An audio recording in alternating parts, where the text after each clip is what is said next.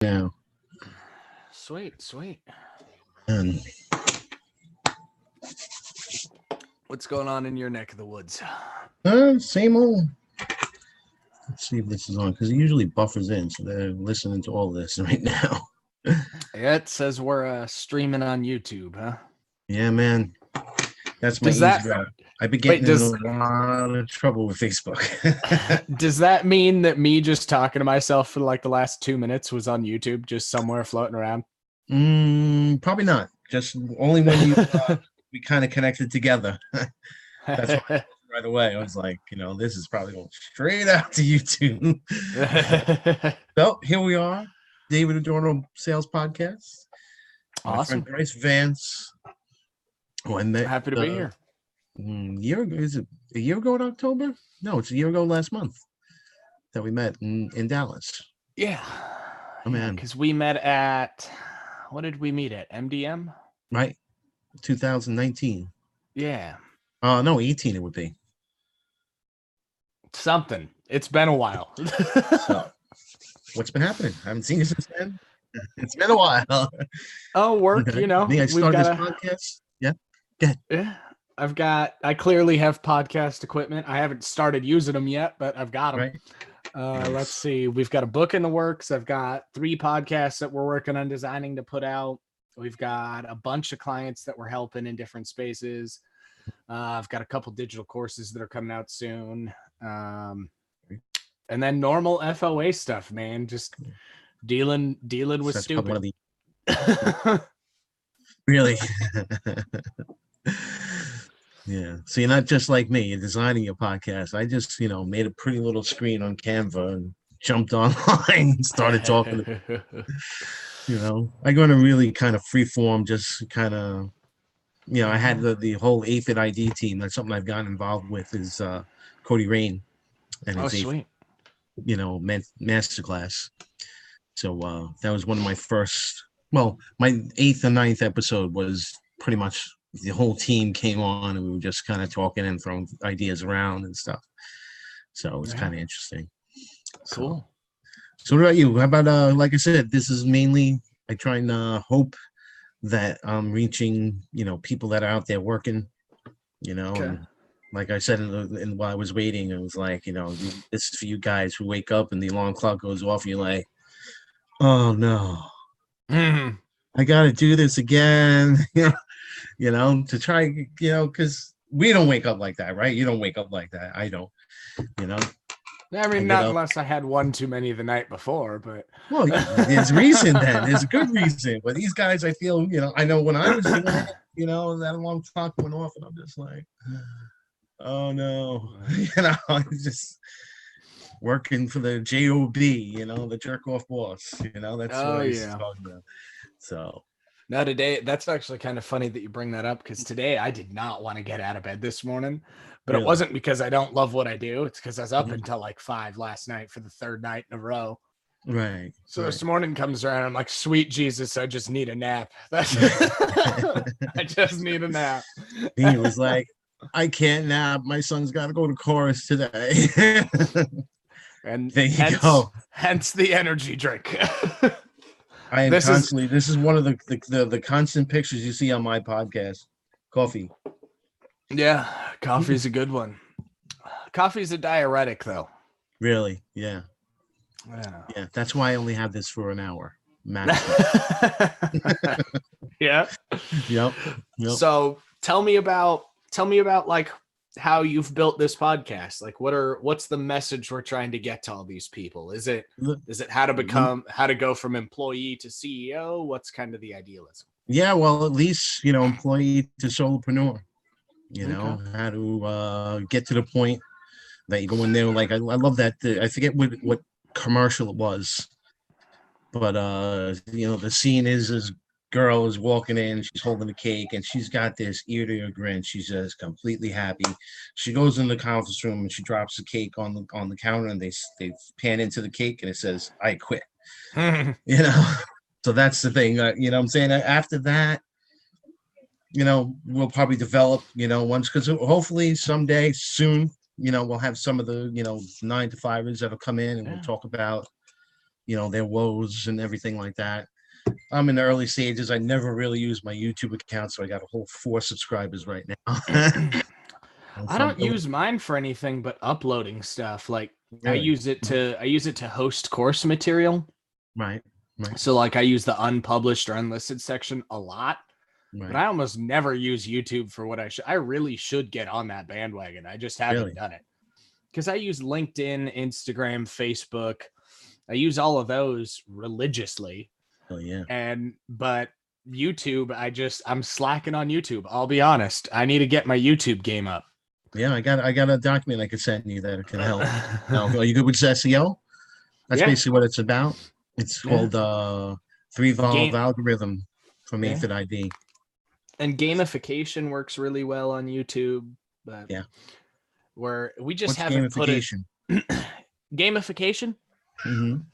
So it's a type of aspect or thought processes when you're talking about marketing or client acquisition that makes the prospect, the buyer, the end user have some kind of reward, like a game. So when we're talking about, like, for instance, credit cards, use it all the time. Gamification on credit cards are like earn miles or 3% cash back on every purchase, or rack up 50,000 points and you get this, or enter to win this. It's a reward system, basically.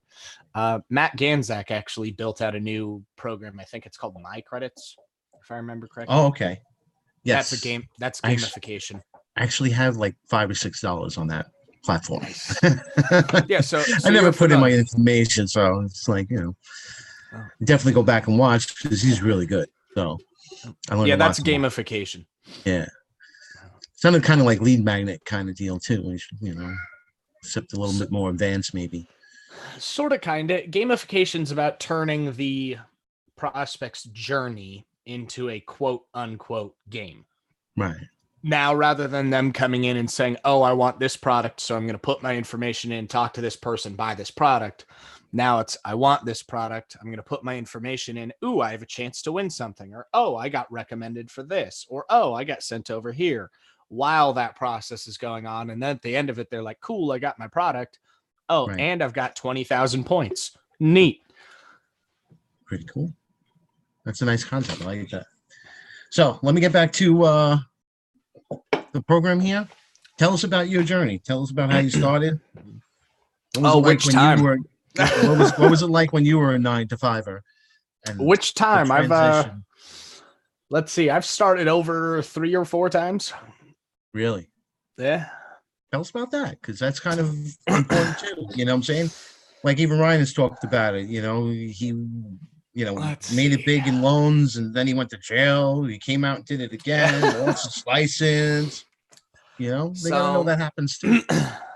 Yeah, I mean, first and foremost, you're gonna deal with some shit. Okay, it's hard being poor. It's hard being wealthy. Why not pick the latter? If it's going to be just as difficult to live either way, why not live with more resources and opportunity? Not to say that the hard-earned dollar is everything, but the hard-earned dollar does mean you have more opportunity to do more good. You can give back to charity more. You can help hire more people. You can help inspire more people. You can reach more people. And that's honestly because of the dollar. Whether or not you like the dollar for the dollar itself, it does give you opportunity. Right. So be prepared for that. Like I said, I've started over a few times now. So this company, Funnel Driven LLC, my current one, is my second company that I've owned, my third time starting over from scratch. And when I mean scratch, I mean when I started this company as $57,000 in debt and had about $14 in my pocket. Wow. And luckily I had friends and family that were like super supportive of it. And they're like, hey, if you screw it up, you screwed up. You're right here. So, but it's an interesting journey. I think the biggest thing for me, and I'm a big fan of transparency. Okay. So if I go a little on a tangent, you can tell me to shut up. But, it's a free forum. So for me, it's really, I don't like being told what to do by somebody that, one, hasn't done what I've done, two, doesn't have the same knowledge or expertise that I have, and three, is a boss, not a leader. Right. If you're gonna sit on an ivory tower and yell commands at me, you can guff. Okay. Right. That's not my forte. So I ended up throughout this process, because I've been a 1099 for hell, I haven't been paid as a W-2 in 10 years. Wow. I haven't been paid as a W-2. I was a 1099 for a few companies, so I wasn't self-employed right away, and right. I didn't have a company right away. That's been kind of an evolution. Mm-hmm. But I've worked every job you can possibly think of. I was a lifeguard for my first job. Then I was a lube tech, a mechanics tech. At one point, I was a gemologist, right. Sold diamonds and Crustman, sold cell phones and telecom, and then B2B communications for AT&T and Verizon, did customer service and tech support, flipped cars for a little bit, did ice damming and roof repair. Let's see, what else? Sounds like hustle. Yeah, I mean, it was kind of this. Mm-hmm. Yeah, I was doing what you had to do, but it was also like I was trying to figure out where I was happy, I guess. And I love the sales game. I love helping people. So those were kind of a thing. But it always seemed like I either got restricted on capabilities, like the company would only let you do so much before they stopped rewarding you, or we capped out and then we were like, well, shit, what are we doing now? And so it'd go on to the next thing. So in 2013, 2014, I opened my first company. And this is a prime example of like getting knocked on your ass mm-hmm. and just dealing with it. The first company was a financial services and insurance company, as well as business and brokering. And in 2017, I left that industry. Now, I enjoyed it at the beginning. It was the helping people aspect that I liked, and it had some sales aspects to it, but it was by no means easy. Okay, I'm in the second cheapest state in the nation for insurance. You had to sell a piss ton of fucking insurance to make anything. Now, above that, there were a bunch of company changes for my primary appointed company. And what I mean by company changes is when I came into that company as an appointed agent, right. Basically both districts got fired. Like there was nobody in this state that was worth a damn. And then I was kind of just left to my own fruition, kind of stumbled through it, spent a lot of time on the phone with customer service, just asking questions, having them do a lot of stuff. And kind of made it work. Moved offices about 4 or 5 times over those about 4 or so years. Had a couple employees come in and out, had some sales guys come in and out, had a secretary several times over. And then life kind of lifed. Okay. That ended up. Yeah. What was that? Good. I feel you. Yeah, life did its thing. It lifed. Right. Mm-hmm. And towards the end of 2017, I've got to be selective of what I say. Okay. Mm-hmm. So there were some non-couth things that the company had done, was doing, that my agency at the time was quote unquote made patsy for. Okay. And it all stemmed from really the same 2 things: lack of support, lack of enforcement, lack of notification. Okay. So when, like, say an appointment company is like, hey, we've changed a policy, or we no longer offer that, if you don't fucking tell anybody about it, nobody knows that that's changed. Okay. So that ended up leading down to a forceful yet mutual decision to break our appointment contract. So I was no longer representing them. I closed that agency, split up the parameters of the rest of the company, and then kind of wanted to figure out where I wanted to go. And at this time, basically everything that I knew, like in my life, completely crumbled. So like lost a relationship, lost a house, was having some financial issues at that time because of the crumbling situation, was trying to save a relationship, was moving, everything was coming in at once. And so I took a little breather, took a little time off, and I'd always been doing marketing. Okay. I used it to build that company to, I think it was like 400,000 a year in premium yield. Nice. I used it to, and I started that from scratch. I started it with no money, just kind of started it one day. Right. I used it to build several other companies. I've used it for when I was in a sales rep. I studied it as a minor in college. So it was always a consistent, and I've always liked it. Right. Because it let me do a couple things. 1, be creative. 2, help people. 3, there was a sales aspect to it. And 4, see tangible results for somebody. So when somebody was like, hey, I need help doing this, I could physically see, okay, it's working, right?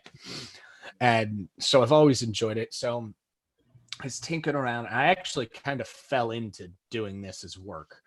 Mm-hmm. It was October 1st of 17, like right after I decided, hey, I don't want to be in insurance or financial services anymore. I still had my licenses. I still had all the contacts, connections. I had very loyal clientele that were willing to come with me if I decided to stay in. I just wasn't happy there anymore. Okay. So I leave that industry behind, was taking kind of a breather, trying to figure out what was going on. And then it was the decision, do I go work for somebody or do I do another thing? Right. And so I decided, well, people are always going to be hiring. No matter what happens in my life, somebody somewhere is always going to be looking for an employee. Yeah. So I was like, screw it, I'll try it.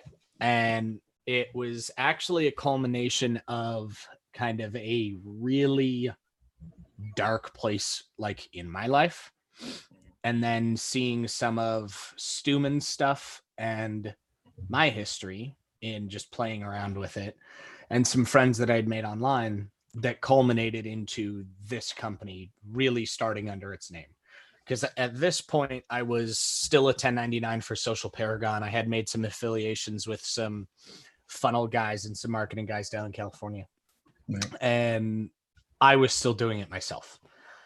But I didn't really know what direction to go in. So FC comes around, and I'm like, you know what? I'll see. And so take a look at it. And it was like, I don't know, it was like 4 days later, I had my first client. Right. And they got good results. The partnership that I set them up with for fulfillment was doing good.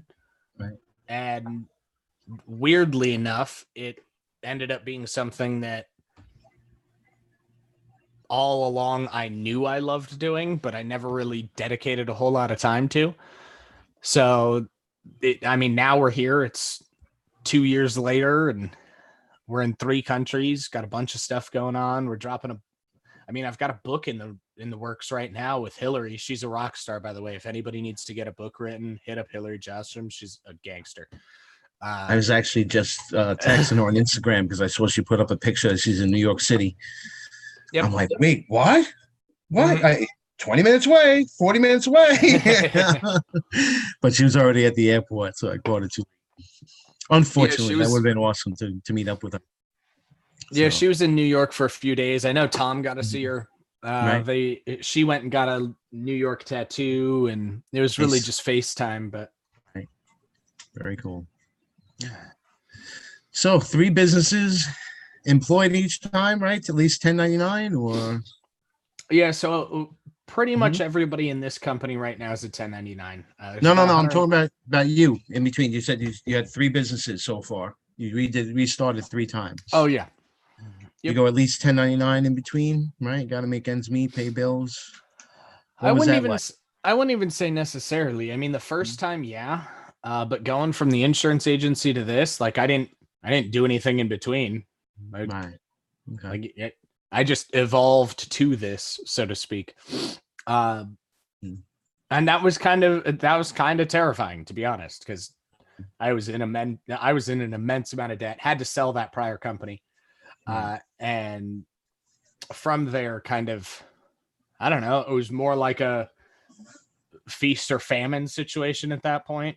And I knew that the only way that I was going to be able to feast was to be able to help enough people that the money came back. So that kind of just started this whole journey. And like, we've got some crazy stuff in the works coming up here soon. One of them we can't really discuss too openly on forum yet because it's not publicly available. Okay. But it should be, I mean, it's going to change an entire industry once it hits. Really? And it'll be sometime 2020. Right. Nice. That's the fun part when you get to really kind of influence things. So, FC, funnel closer, right? Yep. Okay. So a little bit about, programs, and because that's one of the important things that I hope for the, either, they have a great idea and, it's just, helping them with marketing, funnels and lead generation kind of stuff. But it could be people like me. Like, for example, I come from a customer service background. I had no sales experience whatsoever, and it wasn't until I found Entourage. So I've got to interrupt you on one thing. Yeah, you do have sales experience. And this is one of the biggest things why I like Grant Cardone's old teachings. Mm-hmm. Everybody is always selling. You're just not constituting it as a sale. Right. When you pick somebody up at a bar, you're selling yourself. Right. When you make a new friend, you're selling yourself. When you go apply for a new job, you're selling yourself. When you try to pick up a product, a car, a stove, a house, you're selling. The only difference is you're not getting paid for it right now. Exactly. Jeff told me that at Mastermind. He's like, you have a girlfriend? I'm like, yeah. I'm like, girlfriend, fiance, 2 kids. You're a salesman. Yeah, you sold your ass there, off. You just, she's there. You're going to have kids. You have to sell yourself. So you made me laugh doing that. But it's true. You're always selling. Everybody always is. It's why I find it funny when somebody comes up and they're like, well, I can't sell anything. I don't know how to sell. You've been doing it your whole goddamn life. Yes, you're selling me right now that you can't sell. Exactly. Yeah. You're trying to sell the pitch to me that you can't sell. You're doing it right now. Yeah. Right now, as you live and speak. Yeah. But yeah, that's the thing. Also, the thing too is, just the availability of programs. Yeah, we're constantly selling, and there's entrepreneurs galore, who've never touched a program and are successful because of that fact that we're always selling. But like I said, one of the things that keeps triggering in my mind is you're talking about in your journey and your happiness. Yeah. And that's, one of the things I'm involved with now is Cody Rain and the Mantis Masterclass. And that's a core theme. Success is really about your happiness. How do I, if you're happy. How do I make this do what I want? There we go. If you're happy, you're a successful person. It's about your mindset and developing your mindset into a positive state and, developing things like optimism and, you know what I mean? That way you can kind of like I was just doing I was telling you, I was just doing a virtual sales letter with Easy VSL, and that was the theme. You have to have a positive life mindset because you can't really separate the two.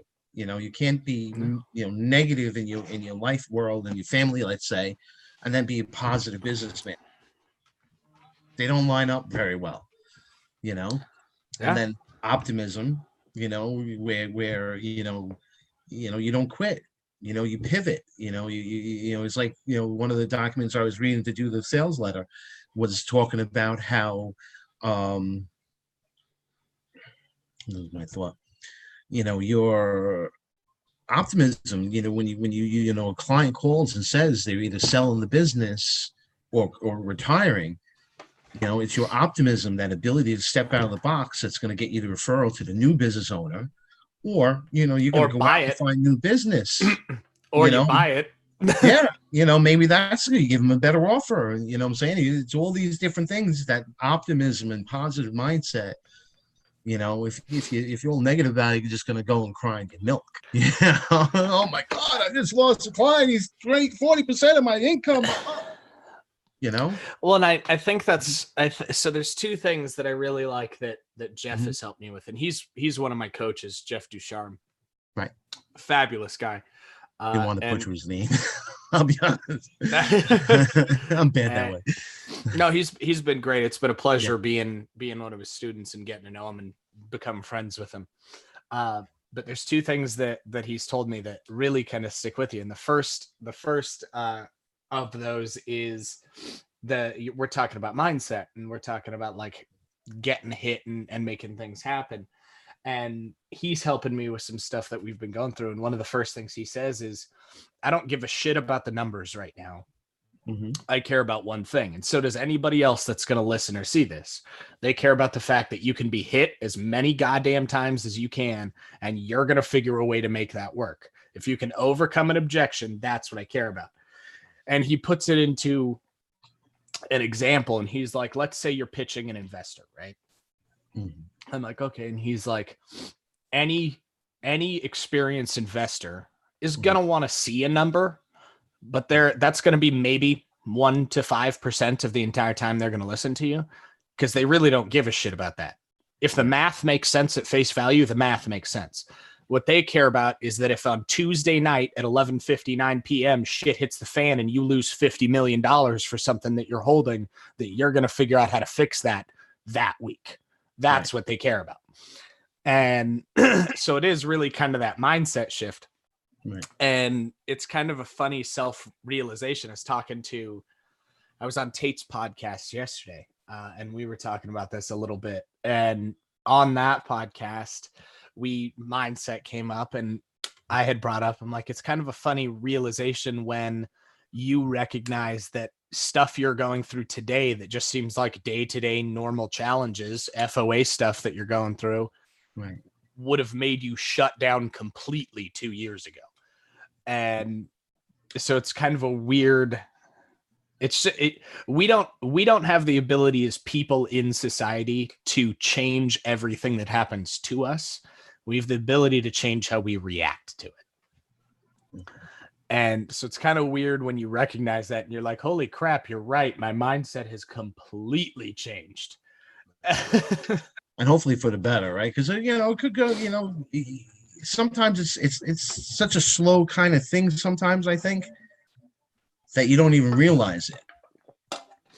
Absolutely. But Marshall Silver says one thing that's really resonated with me, and I think it fits here. Right. You're right. It is a slow process. But what Marshall Silver says is everything that happens for a reason, and it serves you. That doesn't mean it's good. It just means that it serves you. It serves you as in lessons learned, right? It might be a bad lesson, it might be a bad thing that happened, but you can always learn from it and move forward. Yeah. I think that's the thing too with mindset. You know what I mean? If you have a positive mindset, that's where that happens. No? What'd you say? No, I think that's a really good way to go about it. I forget who it was, but it actually inspired my leave behind, because my leave behind, I got tattooed on my arm. It's what I write in all my sales letters. It's how I end pitches. And my leave behind is, you're made to thrive, not just survive. Right. And what inspired that was a quote. Who the hell told it to me? I don't think it was Marshall, but it was at one of his groups. I think it was the first time I went to Turning Point. But all it said is, we don't create abundance. Abundance is always there. We create limitations. Limit your abundance, right? What was that? That limits your abundance or your access to it. And when you actually think about it, like, for instance, if you're like a money guy, right? Like, you want to see money, and you look at the national GDP any year, there's more money in the United States than anybody could ever spend if you distributed it evenly over all Americans. Okay. Really? Like, the average American would not be able to spend the amount of money that you could evenly distribute GDP over just in a given year. Yeah. The money's there. There's no lack of money. There's no lack of opportunity. Right. There's lack of maybe ambition, lack of knowledge, lack of opportunity, lack of scenario, lack of drive. there are other limiting factors, whether that be socioeconomics or that be hardships, whatever that may be. That's a limiting factor that you're contributing to yourself. Right. But it's not just the opportunity. The opportunity's there. How are you going to get to it? It's the mindset component. Right. So let's say for the, like I said, the 9-to-5er, what would we say would be the formula of that for them? Don't go home and waste your evening. Right. If you have a dream or a passion and you go home and you bitch and complain about where you're working and you do nothing to change it, you're the problem. If you're a top player on Fortnite. Well, no, that may be your thing. If you're the top player on Fortnite and you're crushing it, keep crushing it. Start a Twitch stream. Start a YouTube live channel. Right. I mean, Mr. Beast. But those are stuff that you could do to kind of, what I'm saying? Because once you get into YouTube, there's a whole monetization part that you could probably make $1,000 a month. Yeah, I mean, Mr. Beast stuff like that. Mr. Beast alone makes something like 700 to 11 million like 700,000 to like 11 million a year just on his YouTube channel from like prank videos. Really? It doesn't have to be like, that's another reason why I'm on YouTube Live. But I want to make sure that everybody understands this. When I say if you go home and you waste your evening, you determine what wastes that, okay? To me, sitting home and playing video games would be a waste of my time. I'm not good at them enough to ever make money from them. Right. But if you are an avid gamer and you are very talented or proficient at them enough that you could rank in tournament, that could be a good use of your time. You could monetize. But I'm talking about the guy that that's all he does. No, he doesn't know the backbone. Like even I was showing my son, I was connecting this one time, and there's actually on Facebook, when you do Facebook Live, you can connect your game stream to the Facebook Live. So like, instead of me and you, one would be me and the other would be the output for my Xbox. Yeah. Which I thought was pretty cool. But, that's just in a tech sense. I'm talking about the guy that, like I said, there's plenty of guys, that my son plays with that, their parents dump big dollars into their video gaming. Okay. And they are, like on leaderboards. But that's where it stops. You know what I'm saying? If it stops there. But why does it? Right. Mindset. Because while they're it's mindset. Because while they're doing that, that may be their escape. Right. But it's a poor use of time unless you're trying to do something valuable with it. Whether that value creates a monetary return or not is up to you. What type of return do you want to get? Yeah. Most people, it's monetary because they want to leave their 9-to-5. Right. If that's monetary, start a Twitch channel, start a YouTube channel, start a Facebook Live channel, start a gaming syndicate, start going into tournaments. If that's what you do and you're good at it, you can turn your hobby into your life. And that's really the point. You know what I'm saying? Why should you, menial tasks that are generally out there when you talk about jobs, you're really not going to, be able to monetize unless you can, open a warehouse or something and, sell space. Okay. Mm-hmm. But like, for example, even my son, my 9-year-old, he talks all the time. He wants a YouTube channel, and that's fucking what he wants power to do. To him. Yeah, I mean, thank God, he's not just, playing Fortnite and murdering his enemies. You know what I'm saying? He's thinking, it'd be really cool to have a YouTube channel and make some money. I'm like, well, I mean, first I was like, you know what? And like, let's get some perspective. Okay. Your life on YouTube could be great, but there's people out there that make, that the money they make on YouTube is their pocket change. Just to give them that 100%. Perspective of the business that's available out there. Now that I kind of set that in play, I kind of like, you ready to that goes back to that goes back to abundance. I mean, right. I forget what his name was, but it was a European kid who came in like 3rd place this last year at esports in Vegas, right? Mm-hmm. He won $3 million. The kid's like 16. Right. I think my son was talking about him too. He was all about that whole tournament thing. He's like, there's a big tournament going on. People making millions of dollars. Yeah. Playing video games. Now here's kind of a funny thing to think about, because like I used to be a big gamer throughout school, right? Mm-hmm. I still remember my parents bitching about me wasting my life in front of a video game. Mm-hmm. If I would have known fucking 20 years into the future, I'd have been like, nah, I'm doing this. Exactly. My brother was a big video game player. He used to sit there. We had ColecoVision. That's how old I am. Okay. And he would play Zaxxon, and he'd flip it over numerous times in a night. I'd sit there for a half an hour, falling asleep because he's still going. But crazy stuff. But still, that's the point. Mm-hmm. And it doesn't have to be technology related. Right. I mean, a good friend of mine, I've helped him quite a bit with what he's doing. He's done a ton of work for us, helping around the house and all that. But he decided that he wanted to start a home remodel and repair business. Right. So he started one. Yeah, exactly. That's the point. Is to find your passion. And, that's what you want to do.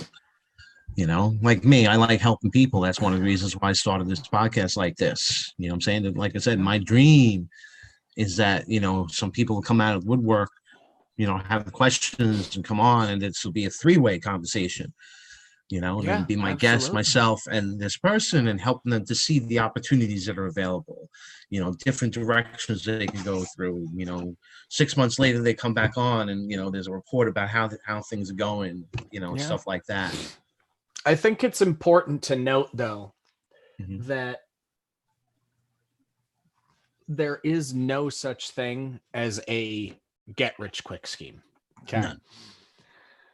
People try to pass it off all the time with everything.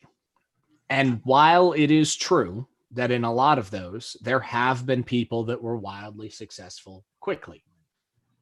Right. You need to remember that any opportunity, you're going to get out what you put in. So if you slack ass and you're just sitting there, right, wasting time, well, that's going to be what your return comes back as. There's no like easy button, all of a sudden $1 million falls from the sky. That's called winning the lottery, and something like 90% of lottery winners go bankrupt. Okay. Exactly. Let's see. All right, but like I said, programs. Yeah. Like I said, one of the things that I'm, hopeful to push, for lack of a better way of putting it, is the Mantis Masterclass. It's like 10 volumes, starts with mindset. It goes into Facebook ads, copywriting, dream client, value.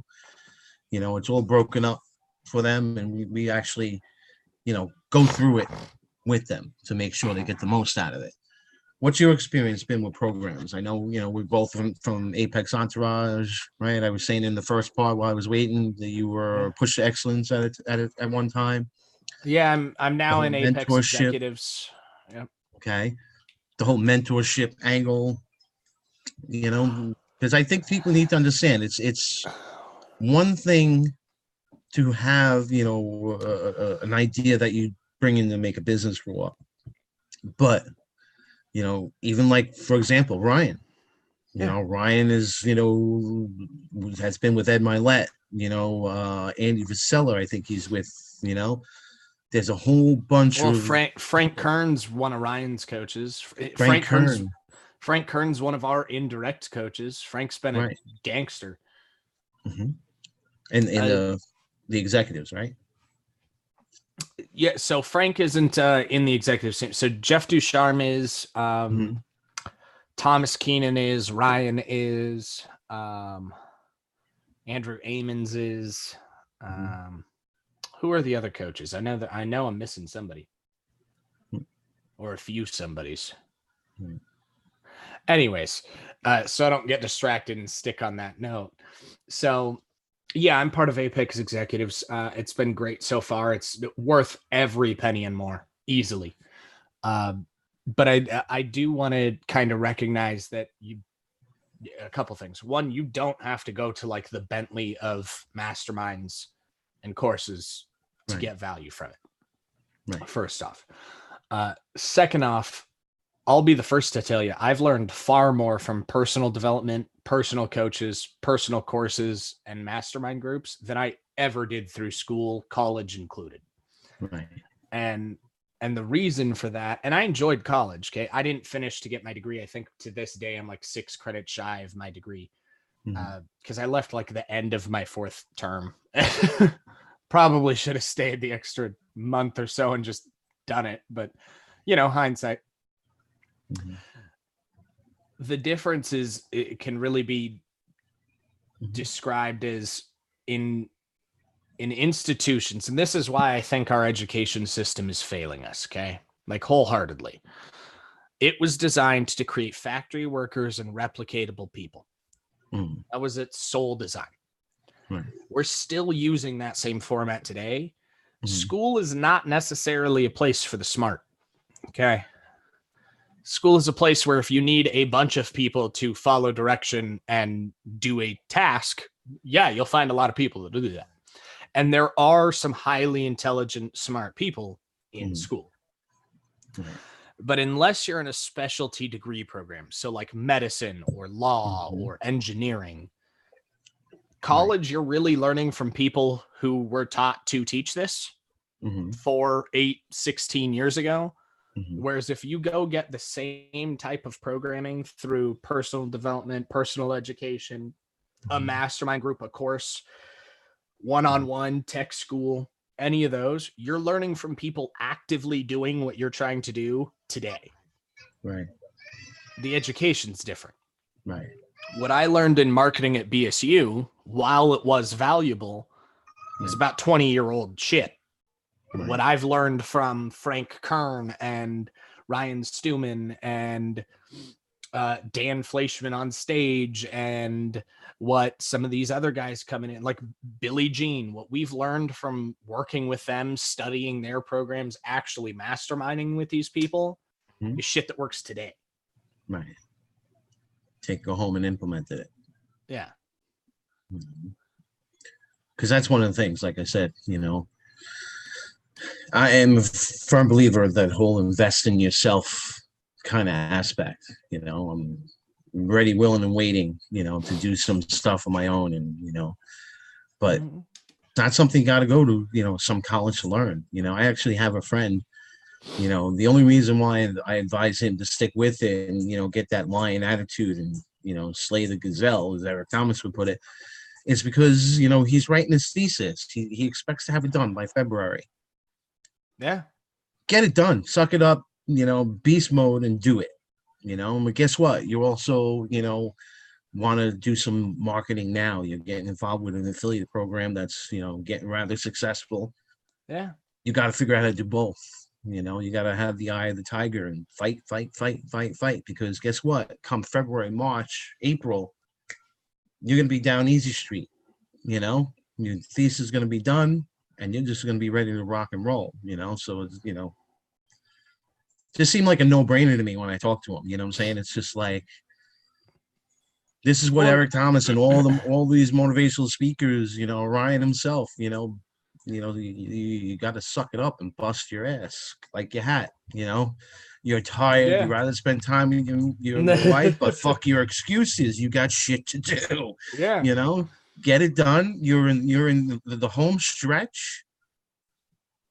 Well, and I don't think there ever is a home stretch, at least for me. Right. So, and everybody's different. For this guy, to some people, there's a home stretch for everything. It's kind of like their goal. And don't get me wrong, I do have visions, plans, expectations, goals that I will achieve. And while that is exciting, I don't know, I enjoy kind of the journey of this whole thing.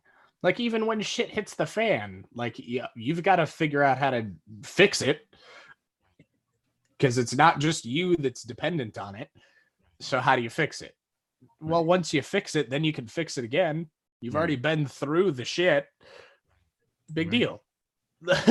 Yeah, exactly. That's, like I said, but that's the optimism side of it. You know what I'm saying? You have that optimism in your life and your lifestyle, that you pivot. It's really not the big problem that other people would see it as. You know what I'm saying? Like, for example, you're talking about how this is your 3rd round. You know what I mean? Yeah. There's got to be some sort of optimism just exuding from you. You know what I'm saying? That you it's stubbornness. It's 100% stubbornness. Well, yeah, there's that too. There's that too. I'm not saying it's 100% optimism. You know what I mean? But you know what I'm saying? But there's got to be that optimism that the stubbornness is playing off of. You know what I mean? It's kind of hand in hand. You know what I'm saying? If you got that stubbornness to say, I'm not going to quit.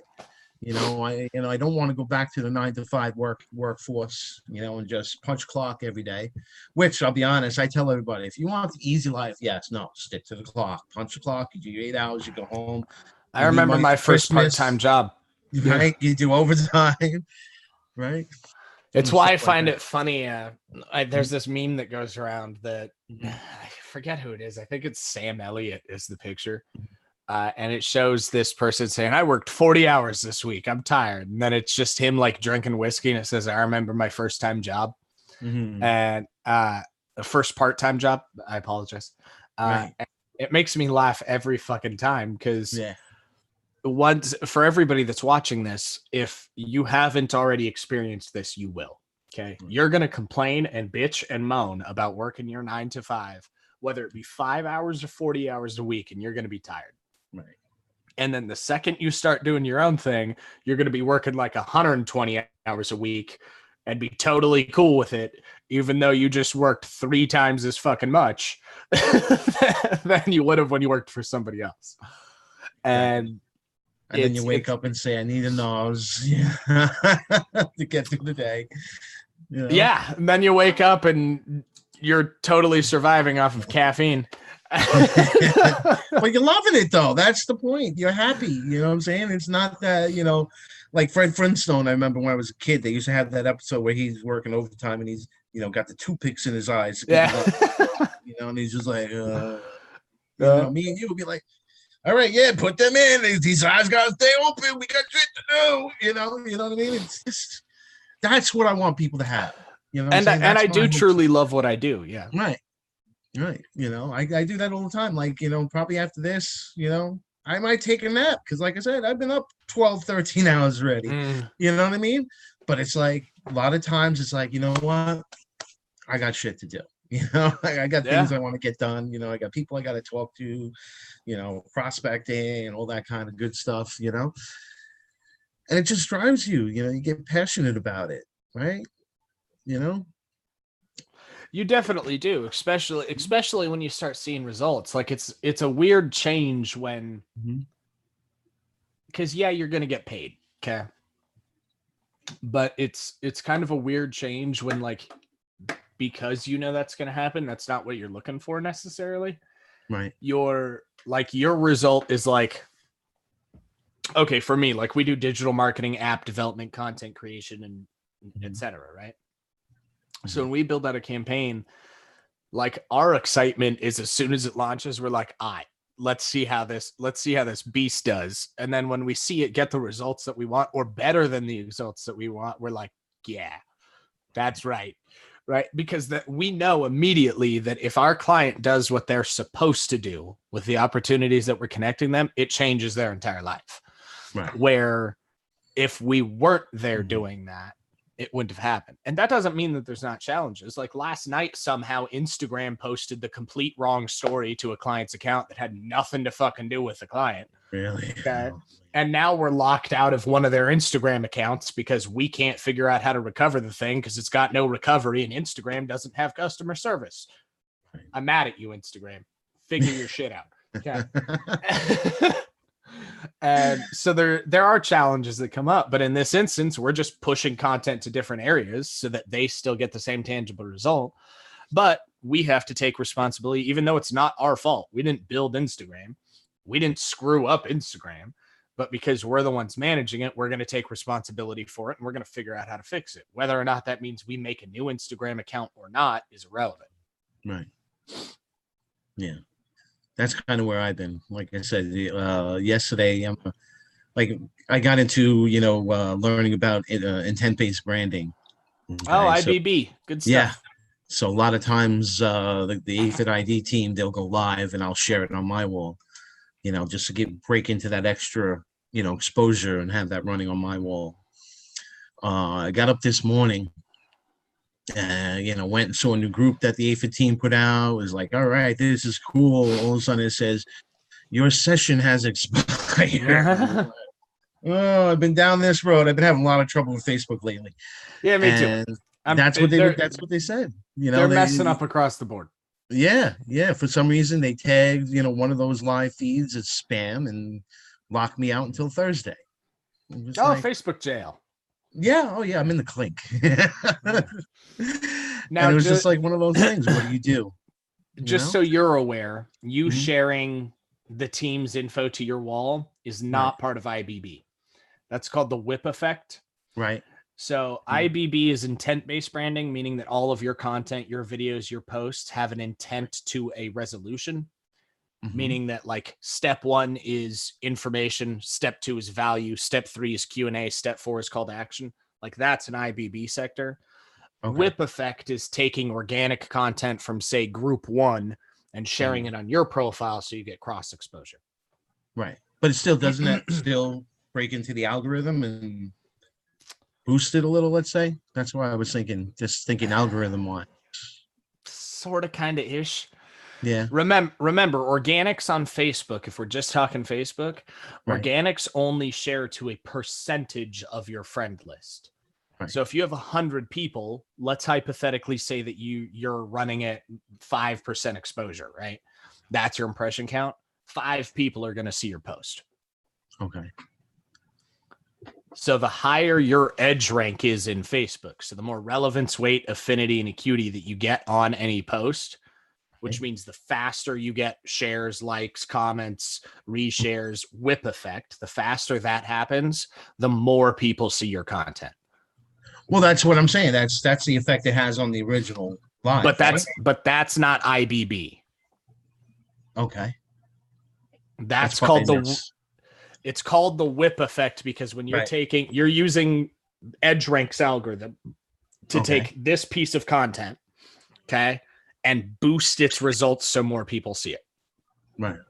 What you're doing will absolutely do that. The reason it's called the whip effect is because you're whipping that action so that you get that like, think of a whip. You get the little flutter thing with the contraction at the end because you're forcing more content its way.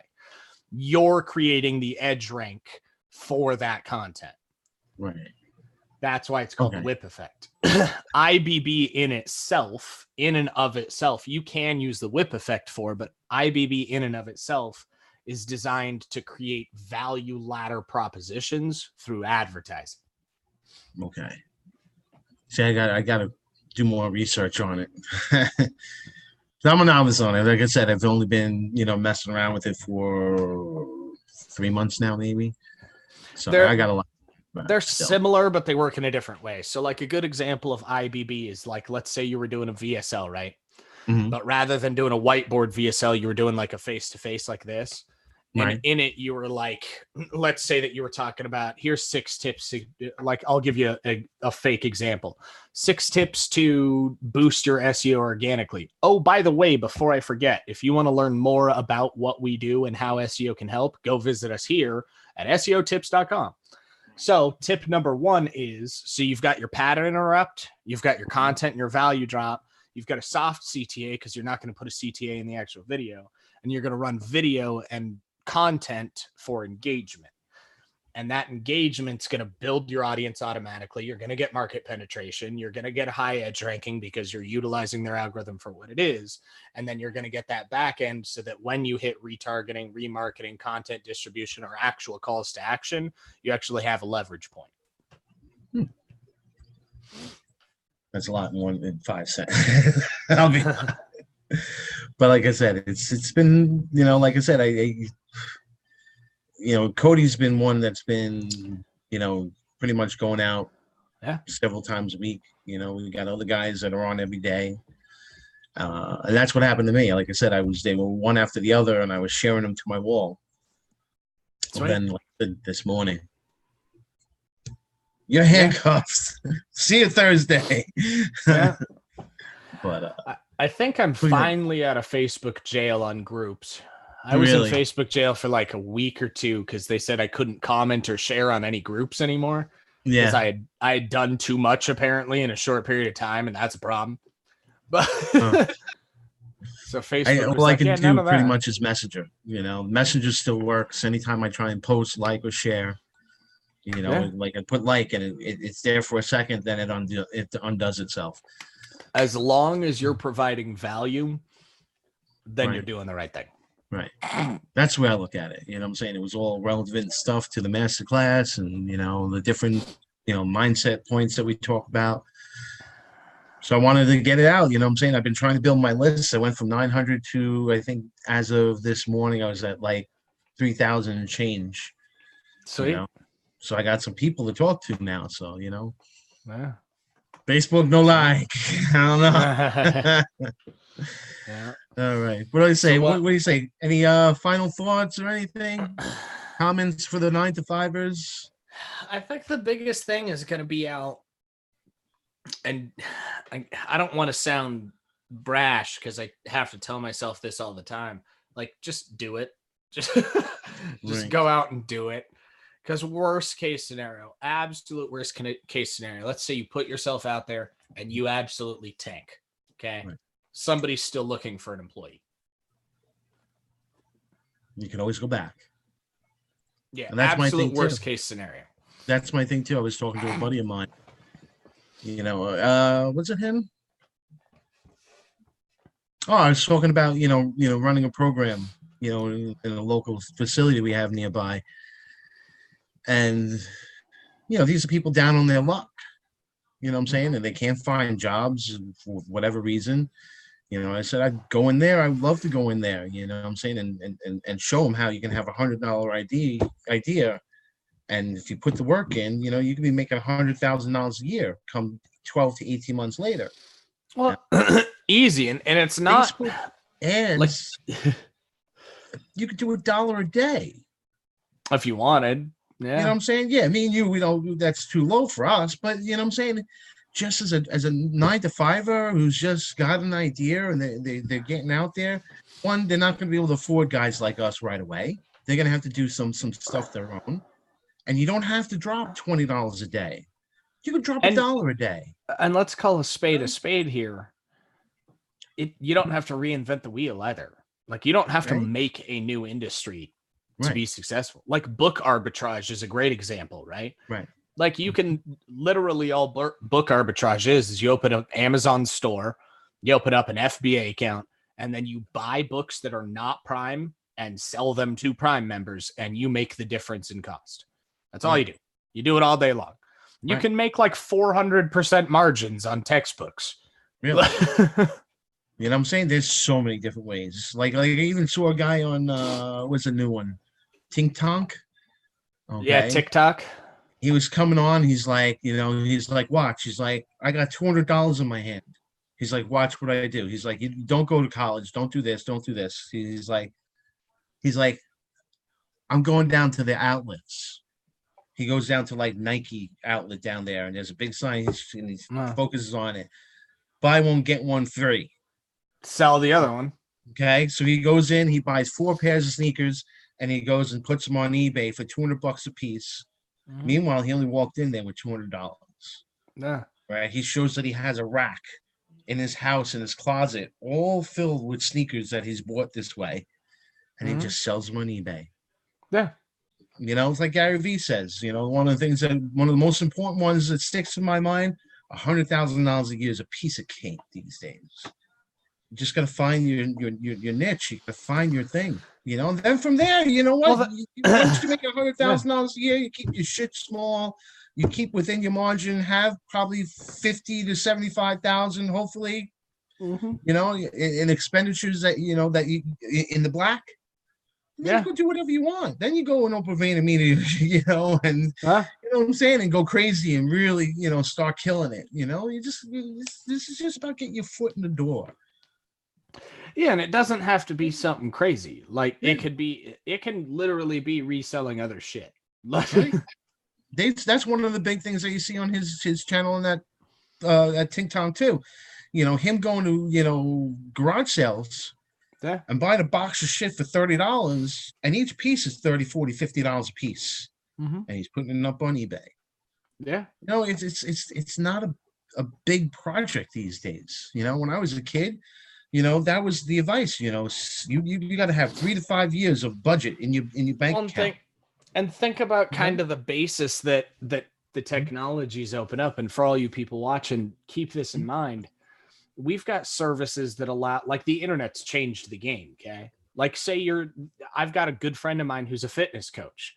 He coaches people over the phone, over the internet. That's it. Yeah. Probably making a killing. I mean, Hillary, who's doing my editing and publishing for me, I've never met in person.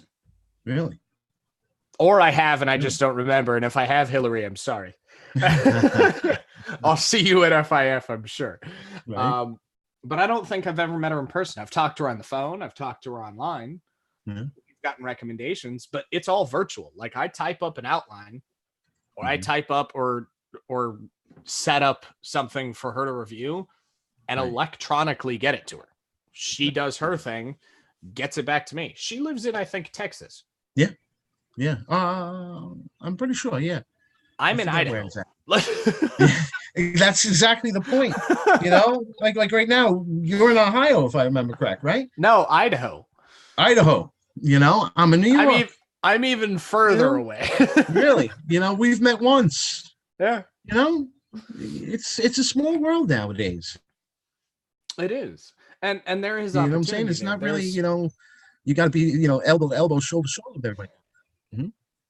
No, and you don't have to be like, I'm guilty of this. Okay. I'll be the first one to tell you. Right. I get myself caught in the paralysis of analysis far more often than I want to admit. Right. But it's a thing. So like you come up with an idea and you're like, okay, we can help this many people. We can get paid this much for doing it. And then you start turning gears and get yourself caught into, oh, but what about this? What about this? What about this? Take imperfect action. Okay. Like if I can leave one thing behind for everybody here before we wrap up, is take action, even if it's imperfect. Repetition creates perfection, not non-action. Okay. It can be the most worthless action you've ever done in your life. But if you take it, there's a positive connotation to it because you're actually doing it. And you're learning too. Yeah. And you're putting content. As long as you don't make mistakes 50 times, you know what I mean? Even if you are, I think my first Facebook Live, I looked like a bumbling fool. Okay. Yeah. It's probably still out there. And as far as Facebook and video and stuff, I've only been doing this for 3 months. I had the hardest time bringing myself to do this and be comfortable with it. It happens. You got to do it. You got to look like a fool if necessary. 9 times out of 10, you probably didn't. Or you think you did, and it's just you that thinks you did. Exactly. Yeah. Like for my funnels. I've been doing this since 2017, 18, something like that.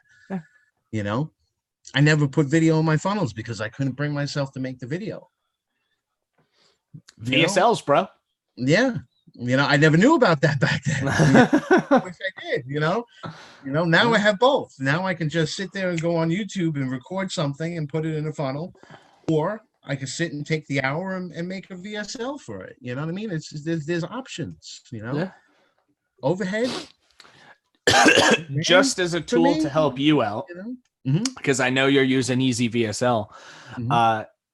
There are a couple tools out there that I can share with you to get voiceovers done, so you don't have to do your own voiceovers.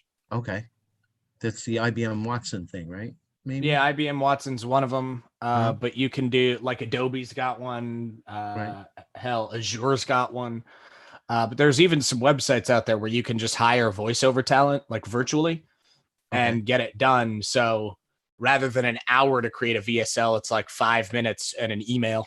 I did that once with Fiverr. I think I paid $130 for it. Oh, I don't know if I'd ever hire voice talent off of Fiverr.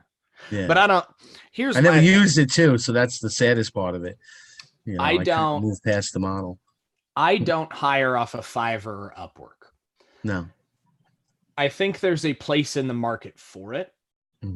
But when a client hires me and my company, they expect a certain quality of work. And that quality of work we can't get from participants that are on Fiverr and Upwork. Right. Yeah. No, this was personal stuff. So, it was just, a way of filling up that spot on the funnel, and truth be told, I never used it once. So it was just something on my schedule C, that's all it ended up being, but that was a hard one too, because it was like, it was like probably a month or two later that I'm like, you know what, I'm probably never going to use this. I had to get it attached. I didn't even get it attached to the video that it was supposed to go to. Oh. Things just changed, that rapidly that I had moved past it already by the time I was ready to do it. Yeah. But these are the mistakes we're talking about, right? That's a $130 mistake. For me, that's a lot of money, to make a mistake with. But hell, I've got a couple of VSLs that I've never used. Right. Like for example, I have used VSL. I don't particularly like it.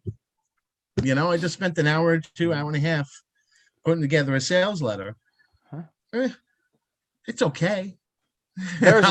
There's one tool in Easy VSL that I really like. Yeah. Now it's not the only tool that does it. It just makes it the quickest. Right. It's IBM Watson plugin for voice syndication is the tits. Okay. Really? Yeah. Cause if you have a good quality audio overlay, so say you do this and you record the video and you're following the same word track that is in your VSL, with the push of a button, you can syndicate and match the words on the screen to your voice. Your slides, right? Rather than me having to go in page by page by page by page. And even Azure, their AI lets you do it too through a different tool. Easy VSL is just the quickest at it. So that's the format of it that I like. Other than that, it's basically just a shitty PowerPoint creator. Really? Yeah, that's my point too. That's one of the things I don't like about it. Because, for the same price, I could have gotten a program called Doodle that would have had, a cool little hand going through and scribbling out the text for each slide. It's the same thing. Then there's Toonly and Wondershare and Filmora and Sketch Pro and there's a bunch of them. It's just whatever you want to use. Like personally, I prefer VSLs over Doodle videos. Right. Just because they convert better. But I'll do that. Okay. Maybe I'll stick with it. This is going to blow your mind, and to everybody watching, remember this. Right. As fancy as you want to be, as colorful as you want to be, as ideological as you want to be, historically speaking, statistically, black font on white background converts like 30% better than everything else. I'll have to look up the actual stat. Me and Jeff were talking about this the other day, but it's like it's not a small jump. It's not like the difference between like 7% and 8%. It's like the difference between 7% and 20%. Okay. Like it's a big conversion difference because it's not distracting. Right. And exactly. That's something I've always done with my funnels. My funnels are all white background, black lettering, and I even make sure that I use a sans font, just for that, copywriting edge, that ease on the eye, and to be able to read more of it. Because, that's the thing too. If you have fancy fonts, in your copy, then they're sitting there going like this. Oh my God, my eyes are killing me, So you use the proper font so that it's easier.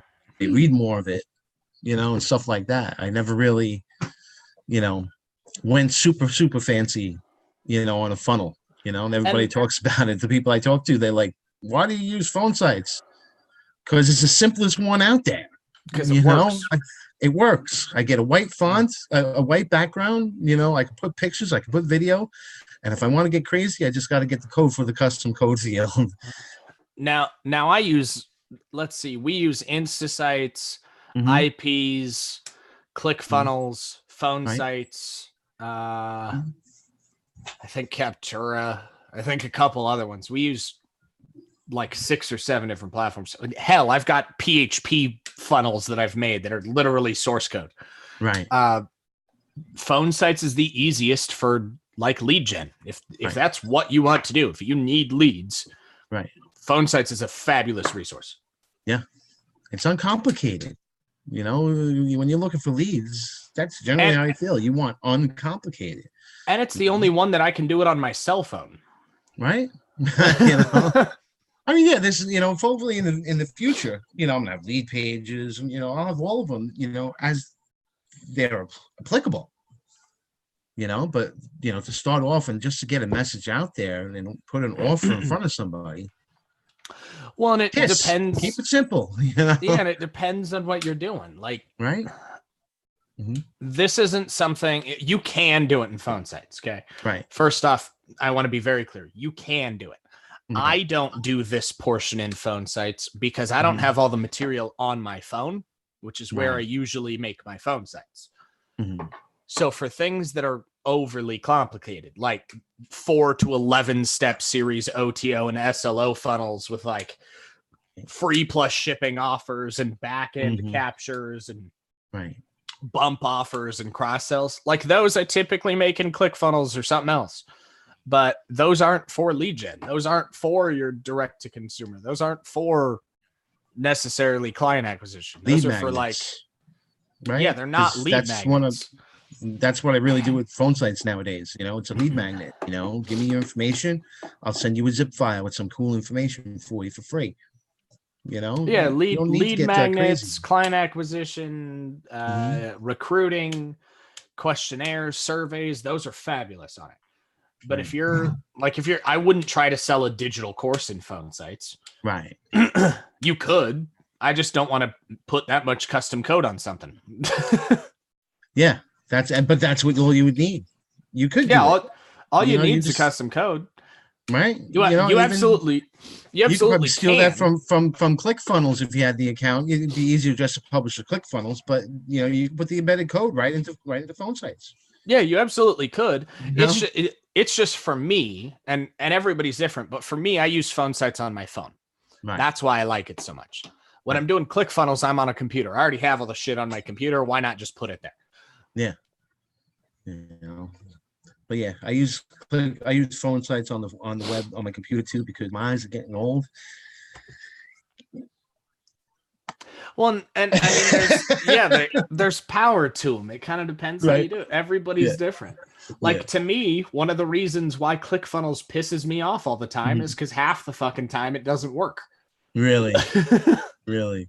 I've never had that problem with phone sites. How many big problem I have? How many times have you seen a ClickFunnels link where you click it and it says, oops, something went wrong? This doesn't normally happen, but happens all the time. And I'm like, you're a multi-million-dollar company. Fix your fucking server. You're charging me $200 a month for this crap, man. This should not be happening. Which is crazy because I do like their tool. It's a good tool. It's not particularly easy to use. Like a newcomer, somebody who doesn't know jack about any internet stuff, would be far more suited to using phone sites to build out pages than they would ClickFunnels. Yeah. But like I said, every tool has its use. 100%. Yeah. You want a nice, easy, great going tool, multi-tool, multitasking tool. That's phone sites. And that's for everything. Yeah. Like I like Aweber for email far more than I like MailChimp. Right. MailChimp's a piece of crap, if you ask me. It works great. The SMTP is good, but the user interface, the UX is atrocious. Really? Yeah. I've been trying to get, my CRM, a list from my CRM to go into into MailChimp. But it's the same.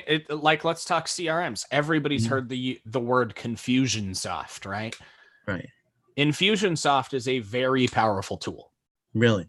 You can you can literally run a whole business from that one piece of software. Really? But it's not super easy to use. Right. I have Pipedrive. I find the same thing. I haven't been on it in months because, I'm saying, as far as its functionality for me, I got to sit back and, hit some YouTube videos and contact them and stuff like that. But that's why HubSpot exists. HubSpot is super easy to use. Right. Like a toddler can use HubSpot. Okay. Exactly. I need to monitor emails. I need to know my open rate and stuff like that. And I had zero problem figuring that out with HubSpot. Yeah. I just sent out 50 emails, 100 emails about 3 weeks ago, and I still can't find the information on the open rate. Yeah. But You it's know, different tools serve a different purpose. right, exactly. But all right, I gotta cut it short because I gotta go and get my kids. That's But okay. anything less, you know, I'm supposed to hop on some sales calls myself, but man, that's my next project. It's gonna be some prospecting. I had a little no, man, pen I appreciate you having me on. I hope so. If anybody has any questions that's watching this, easy place to find me. If you need marketing help, go to results.closemorebiz.com.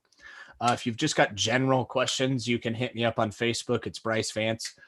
You'll be able to find me there. And then I know, David, you're willing to help these people as well. So yeah, anytime, davidadorno.com. You can set up, you know, an appointment. We can do a video chat just like we do here.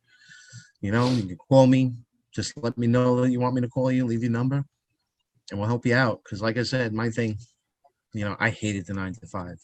You know, I was always that guy that, you know, everybody was like, you know, you need extra money, just go to the 7-Eleven. That's not me. You know, I go to 7-Eleven. I get passionate about it. I want to be a manager and then a district manager. No. You know, yeah, that's one of the reasons why I'm here, because here I'm my own boss. You know, I could go make my own mistakes. If something's not working, I can fix it on the spot and move forward. You know, that's not really something you could do in the 9 to 5 world. So that's my take on why I'm here. But yeah, you know, contact me anytime. You know, Vance is here, Bryce is here. You know, that's something that's becoming a common, you know, thing I'm hearing with my people that I'm interviewing. Pick up the phone, hit them on Facebook. You know, yeah. If you have questions, if you want something, let me know.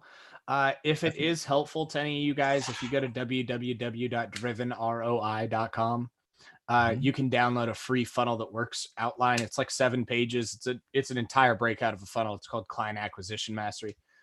You can go in there and it'll teach you how to build like the copy, the audience, the funnel itself. It's all written down on a document. It's free. You guys are welcome to it.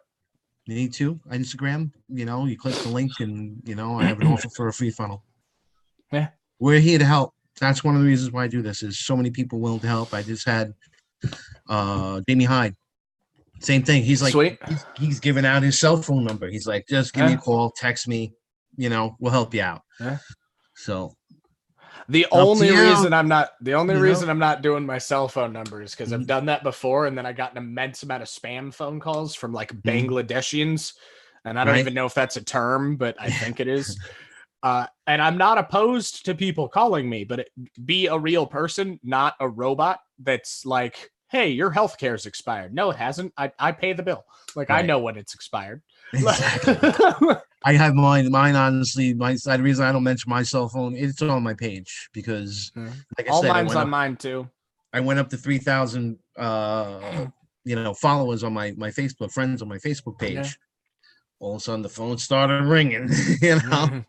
And it's just like, you know, you make an appointment. I live my life by a calendar. That's one of the things I take from Ryan. You know what I'm saying? That's my accountability. Oh, God, yeah. If you want to talk to me, great.